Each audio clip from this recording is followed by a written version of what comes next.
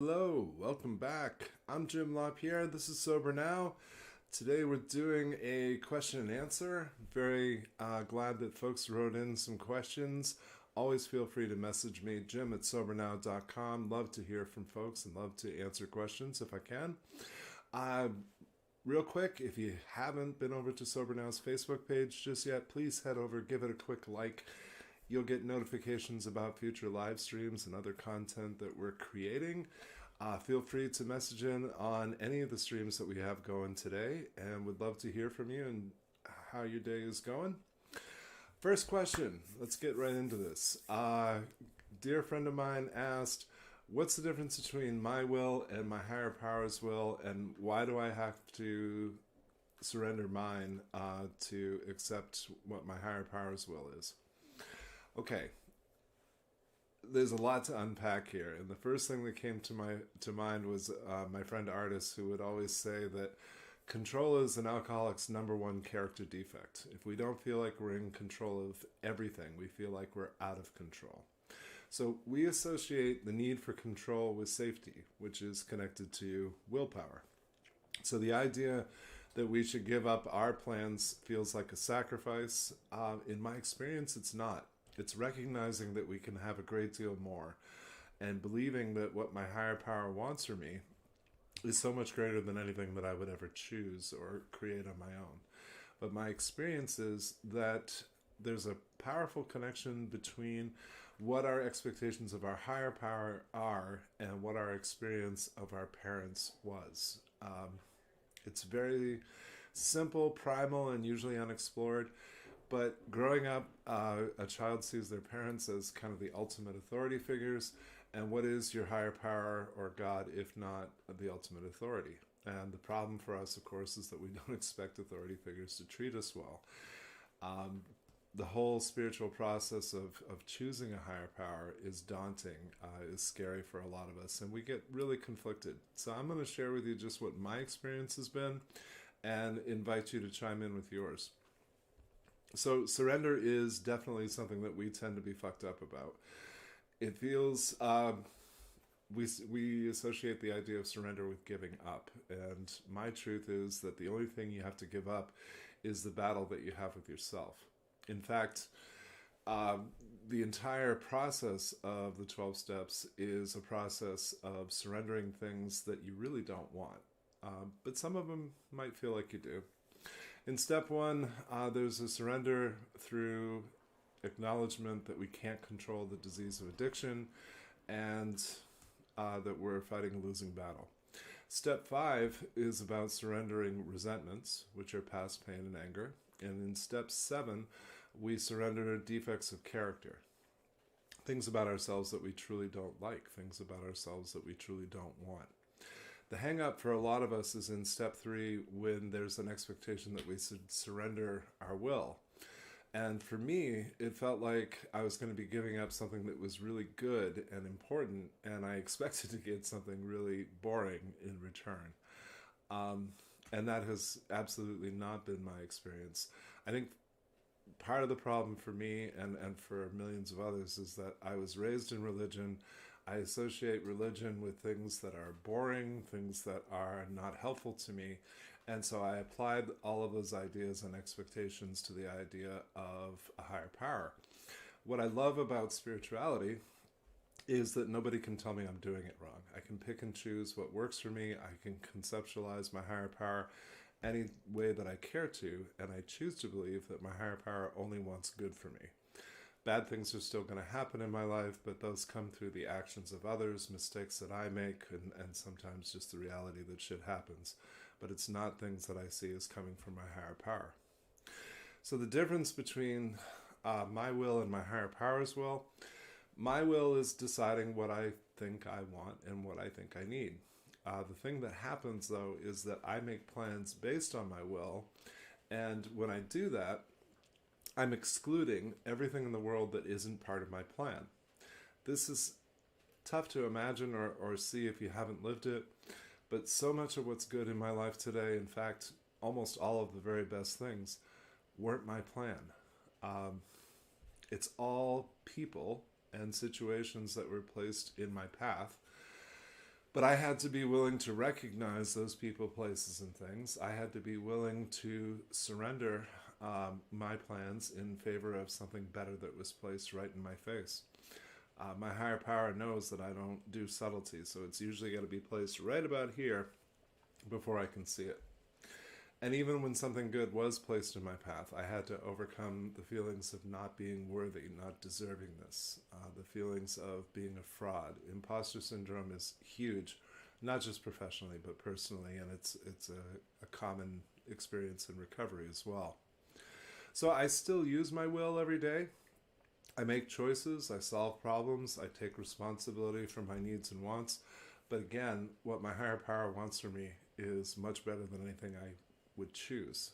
I can exert my will, but I need to be asking what my higher power's will is, because it's usually awesome, but it always requires that I move outside of whatever my current comfort zone is. And that's why sometimes I can't see it or I won't see it. Opportunities that have fallen into my life, teaching is a great example. It's one of the most fulfilling and joyous things that I've gotten to do. I get to teach at a local university, and it was in no way, shape, or form my plan. I got the job based on the recommendation of a good friend of mine. I hadn't even applied for the job. I just got a call out of the blue one day. Would you like to do this? And I immediately said no, because it wasn't anything that I had planned. It wasn't something that I had sought out. And as soon as I hung up the phone, I instantly had this sinking feeling in my gut, like that wasn't the thing I was supposed to do. So I called the guy right back and took the job, and I've been teaching 1 or 2 courses a semester for about 7 years now, and I love everything about it. But it's something that fell into my lap. I rejected it because it wasn't my plan. It took me a long time to get used to that. But I've had that experience many, many, many times. About 11 years ago, I was writing articles for my friends at choosehelp.com, which is a wonderful resource. And what I love about them is they're very pragmatic in terms of addressing substance use disorder and addressing mental health issues. And because I was writing for them, they presented me as an expert. I don't usually ever refer to myself that way. But as soon as I started publishing articles, I was getting emails from people all over the world asking if I'd be willing to work with them online. And I must have shot down the first 15 or 20 people that asked me that, because again, it wasn't my plan. It wasn't anything that I intended to do. But I'm really glad that I woke up and realized, wait a minute, these are opportunities being placed in my path, because they're all a lot of fun. They're all incredibly fulfilling. They're all things that I have not only thoroughly enjoyed, but they're situations and relationships that I got to form with people all over the world that I never would have met through any other circumstance. So folks who know me well know that I'm fond of saying life is good. And this is just a statement of gratitude and something that I try to be mindful of. But I got together with a good friend last night who routinely, if you ask him how he's doing, he will respond, I am blessed beyond measure. And the funny thing is, he's not religious at all. He's just grateful.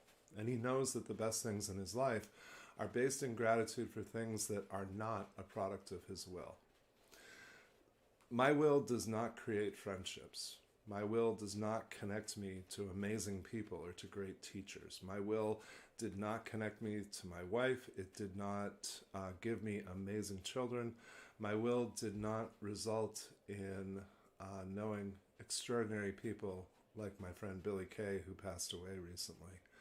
One of the most profound and unlikely teachers that I have ever had in my life. I can't make those things happen. I choose to believe that something more powerful than myself creates those connections and creates those opportunities, and I am simply forever grateful that it does. I often recommend the third step prayer to folks. It's from AA. If you just Google third step prayer AA, it'll come right up. And I'm going to share it with you just briefly.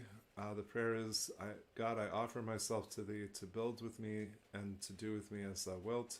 Relieve me of the bondage of self, that I may better do thy will. Take away my difficulties, that victory over them may bear witness to those I would help of thy power, thy love, and thy way of life. The piece I want to accentuate is relieve me of the bondage of self.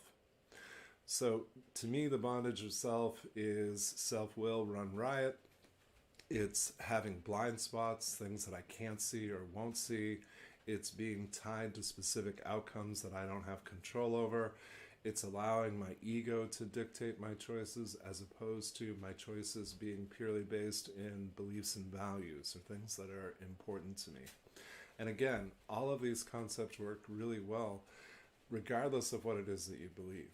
Your higher power can be anything. It doesn't have to be God. It doesn't have to be anything with a religious connotation whatsoever. Next question. What does it mean when folks in AA refer to getting your marbles back after your 5th year anniversary? There's an adage in recovery that only the oldest of old timers would tell you. When it comes to the first few years of recovery, the expression dictates that the first year is physical, the second year is mental, the third year is emotional, and the fourth year is spiritual. So having gone through those years of holistic healing and growth, at your 5th year anniversary, there's an acknowledgement that, okay, you've attended to so many different parts of self, you've experienced a lot of growth and healing, and this is a major benchmark. The truth is, every day sober is a major benchmark, and it's important. But it culminates. I don't think anybody really likes hearing that it takes a long time to make huge gains in recovery. But I share with folks quite often a quote from a children's book, actually, The Velveteen Rabbit, a phenomenal book that I recommend to survivors of trauma. The quote reads, "It doesn't happen all at once. You become. It takes a long time. That's why it doesn't happen often to people who break easily or who have sharp edges or have to be carefully kept." The book is a story of transformation and becoming, and that is exactly what recovery is to me. You don't have to cross a finish line to be so much better. I love being a work in progress. I'm a hedonist, so I love more. I want more of everything that's good. So as long as I remain a work in progress, I can have more of everything that life has to offer, one day at a time. And if I can keep it that simple, it works really well. I noticed that I've been talking with folks a lot about grief lately, and I'm very grateful. A friend of mine posted this recently in Facebook saying, she referenced losing another friend, a member of our local recovery community. And she admitted with great vulnerability that she didn't want to grieve the loss of this friend because she was really aware that she had not grieved the last several that we've lost in the recovery community. So sooner or later, there's this awareness that we're carrying way too much. And we get to this place where we're afraid to even touch it. We're afraid that we're going to become completely overwhelmed. We're going to experience a loss of control or maybe even break. And the truth is that that never actually happens. Maybe for an hour, maybe for an evening. But you get up the next day and you carry on. No one wants to grieve. No one wants to sob and sit with the powerlessness of loss. The key is to be mindful of the cost of not doing something that's actually incredibly natural. I joke with folks sometimes that I don't make any claims to be an expert, but when we do things that are unnatural, it increases stress, it's bad for your health, it makes your life less manageable. And so I think we do well to simply allow ourselves to identify, feel, and express. To share with other people is natural. We are meant to live in tribes. We are meant to express what it is that we want and need and feel. It's so simple and yet so vital. Dr. Seuss wrote about it. The quote that you may have heard is, "Be who you are and say how you feel. Because those who mind don't matter, and those who matter don't mind." And it's easy to, I think, just kind of slough that off as something that is cute or childlike, but it, in my experience, is a profound truth. And it separates the people that should be in your life from the people who shouldn't. You are not a burden when you're grieving. You are not an imposition. You're not bringing other people down. You're actually affording them the opportunity to be of service. When we choose to be vulnerable, we're opening doors for others. We're increasing trust, and this allows others to do the same. Every risk that we take allows others the opportunity to follow suit. The benefits are endless, but it's something that we tend to be uncomfortable with. Lenore, thank you for chatting in. Yes, the 7-step prayer is also wonderful. I appreciate that very much and have found it useful myself. There's an expression that I often hear from folks in 12-step communities that they went to a meeting and they heard something that they really needed to hear. They went to a meeting and they met themselves. They went to a meeting and they heard something that was just eye-opening or life-changing. And I'll sometimes ask, what if you went to a meeting and what you heard was someone just crying out, just in pain? Chances are, subconsciously, what we do is, in response, is we hold our breath, or we increase our muscle tension, or we straighten our posture and clench our jaw, because that's what stoicism looks like. And we call it strength, but it's not. It takes more guts to let it out than it ever will to hold it in. Holding pain in feels depression. And that's extraordinary to me because it's tied to our ideas about being strong. You ever notice that sometimes folks will tell you that they're depressed, but rarely will they just come right out and tell you that they're sad. They'll tell you that they're stressed. Maybe they'll even tell you that they're anxious, but they won't just tell you that they're scared. We do so many unnatural things. Grief is completely natural. Allowing others to hold space for you is natural. It's just uncomfortable. It's just not what we're used to. I'm going to check some of the other streams real quick. Again, I love hearing from you. How's your day going? How's your recovery going? Just want to make sure that we get all of the questions answered.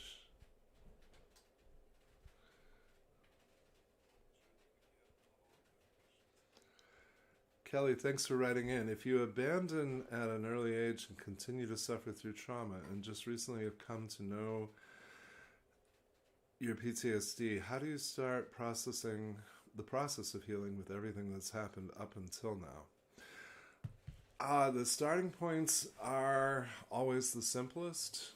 Attending to your most basic life needs and ensuring that you have stability and, most importantly, safety. Safety is the most important of human needs, but it's something that we don't talk about nearly often enough. So having a really great support system, I think, is key to overcoming PTSD, because for most of us, we've been conditioned to suffer alone. We've been conditioned to face fear alone. And having people in your life that you can allow yourself to be vulnerable with, sharing with them what your unmet needs are, what it is that you're feeling, that's huge, all by itself. I think sometimes what we seek are complicated solutions or interventions, and the basics are vital. The basics are hydration, nutrition, exercise, sleep. The basics are fellowship and having supportive people in our lives. The basics are having accountability. If there are significant changes that we need to make or goals that we want to achieve, if you're anything like me, you need to have people holding your feet to the fire, because we have seen fit to disappoint ourselves, to let ourselves down. It's overcoming, whether it's substance use disorder, trauma, mental illness, eating disorders, self-harm, any of the things that people like me tend to struggle with. It's easy to get lost. It's easy to say fuck it. It's easy to not follow up and continue to strive. And so having accountability ensures that my follow through is going to be infinitely better than if I'm on my own. Having people who love and support me and encourage me is great, but what I need more is somebody saying, okay, so these are your goals, and what's the next step, and when are you going to do that, and let's get specific about what this looks like. Okay, gonna switch gears. Got a really great email from a new friend asking about some issues that she needs help in addressing. As a kid, I learned that people and relationships are disposable and that anyone or everyone can and will leave me at any given moment. When I fuck up, I assume that everyone will leave, and sometimes I find myself pushing away loved ones. That's actually extremely common. For as sophisticated as human beings want to believe that we are, the truth is we make simple, powerful associations very, very early in life. And rarely does a person change those things unless they are in recovery, unless they are seeking transformation and spiritual growth. So it's huge just that you can be aware that this is what a therapist would call a false belief. So yes, these expectations and these associations were formed from past experience, but the false belief is that they have to keep happening. They don't. We are anxious and fear-based people. We are shame-based people. And so when we're pushing people away, quite often it's because we want reassurance. We push them away just to see if they'll come back. So instead of pushing them away, seeking reassurance could be as simple as asking your partner, are we okay?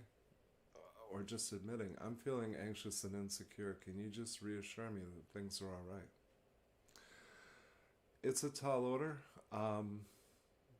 but we have this profound sense of deja vu that whatever happened in the past has to keep happening. And it's just not true. But we have a nasty habit of making our fears become self-fulfilling prophecies, where things that happened in the past just seem to keep happening. What it's really about is breaking patterns and doing things differently, allowing for a different outcome. Second part of the question, I base my existence off how others are feeling. I lack a sense of who I am individually or having a sense of self-worth. That too is incredibly common. It saddens me for folks because when we don't have a sense of our identity, a strong sense of who we are, then we are oftentimes caregiving, or oftentimes people-pleasing. We're acutely aware of what other people want and feel and need, but we lack a sense of our own wants and needs. We lack a sense or even a willingness to identify what we're feeling, much less to express it. So quite often people tell me that they're empaths, and I know that that's true because as survivors of trauma, we are very intuitive and instinctual beings. We have a lot of survival skills, and so, for example, we tend to monitor people, engage them. How are they feeling? How are they doing? What's going on with them? And ideally, we transform survival skills into living skills, into things that help us to heal and to get a sense of what it is that we need. Identity is a tall order. My truth is that most aspects of identity are a choice. It doesn't have to be an existential journey. It doesn't have to be this philosophical thing that you drive yourself nuts overthinking. My second book actually is entitled Who the Fuck Are You? And it's a guide for developing identity based on those choices. Okay, third part to the question. Please write in if there's something on your mind, because we're going to be wrapping up in a few minutes. While I aim to break the cycle of codependency and emotional abuse, I find myself falling into the old scripts, manipulating situations to get the emotional support I crave and to quote-unquote make sure that I'm loved, and then beating myself up relentlessly because I'll never be good enough and I've probably fucked things up beyond the point of return. Okay, good news. You have not ruined things to the point of no return, because those things are still in your life and you are vertical in breathing, and therefore you have more chances to get it right. Breaking the cycle of codependency is a tall order. It's interesting to me to note that we talk a great deal in recovery about codependency, and we talk a lot about being independent. Very rarely do I hear people talk about interdependency. Interdependency is the idea that two people who are independent could depend upon each other in ways that are healthy. But there's so much for us to learn and unpack about how to have a healthy relationship. And I think the best starting point is whatever is in your behavior or in your mindset that you know is a product of codependency, write that stuff out. Put it on paper, because just thinking about this doesn't actually result in changing it. If you find yourself manipulating people, places, or things to get emotional support, then what you're doing is trying to get your needs met without any vulnerability. The classic example, I walk into a room and I heave a heavy sigh and I just look kind of melancholy. Everybody who grows up the way I did knows that you're supposed to ask me what's wrong. So instead of manipulating or playing those games to get our needs met, we can simply ask the people in our lives, here's what I need. Can you hold space for me? Can you listen to me? Can you offer me reassurance, or whatever it is that's needed? This is one more time and place where I'll put an enormous emphasis on the importance of trusting your intuition and your gut. Because if you listen to only what your heart says metaphorically, your heart's always going to tell you that it's too scary, it's too hard, and you're asking too much. If instead we choose to get our intuition and our intellect on the same page, things become more manageable. My friends in AA have an expression that the longest distance in the world is from here to here. And that makes a lot of sense to me, because what we feel and what we know don't often jive. Sometimes we try not to know what we know because it's too painful. And one of the biggest ways that we get in our own way is by allowing our emotions to dictate our choices.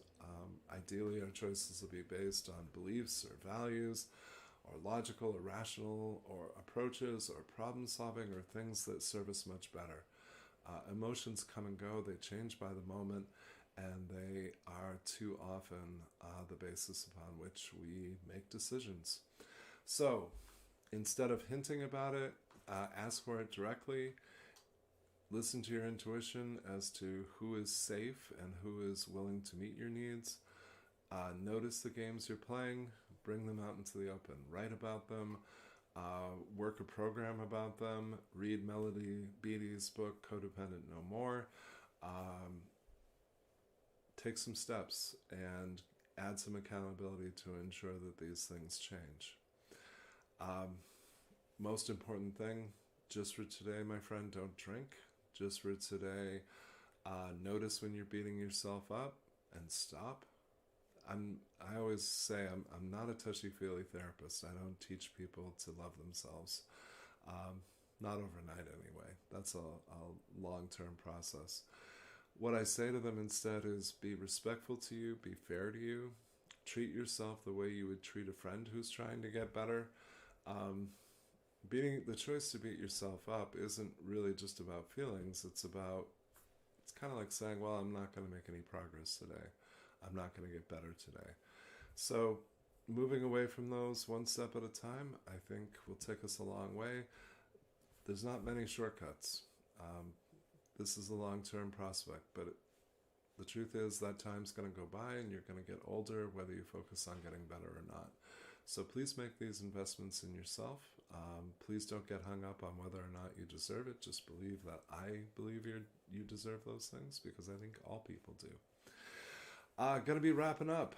Please connect with me if I can be helpful to you. Jim@sobernow.com is the easiest way to do that. Follow us on Facebook. Check out my friends at Choose Help, because they've got a ton of free resources. And the best resource that I have to share these days, sobernow.com. Our programs are now completely free in response to continuously rising rates of addiction, in response to record-breaking overdose deaths for 2021. We've simply decided that our programs are going to be completely free so that all people can have access.